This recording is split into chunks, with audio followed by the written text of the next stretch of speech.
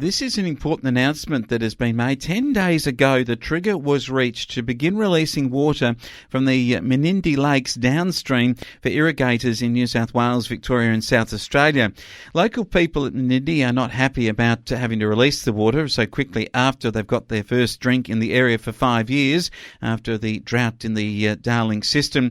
The slow release has been planned to ensure that roads and properties aren't cut off from a downstream flood if they let too much go.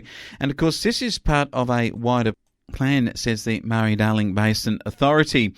Its Executive Director for River Management, Andrew Reynolds, said that it had consulted with the local community in partnership with Water New South Wales and that they were taking on board feedback around the best way to release water without impacting landholders. A peak of about 3,500 megalitres per day will be targeted over the next 3 weeks.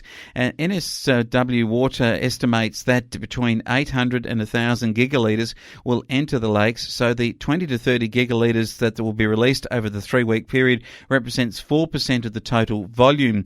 The lakes are currently 45% full, holding more than 770 gigalitres and rising, with storages increasing by about 17,000 megalitres every day on average over the past week. They're hoping for more to arrive, or they believe that more will arrive.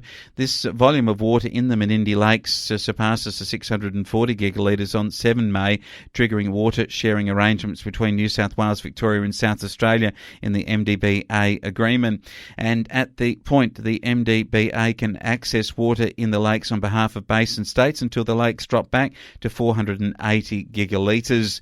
So it's a very important time for water and for water security, particularly for New South Wales and its component. But this is got to remember, the New South Wales component has to deliver the water-saving recovery amounts under the plan, and arguably the only way that they can continue to do that is through the Menindee Lakes.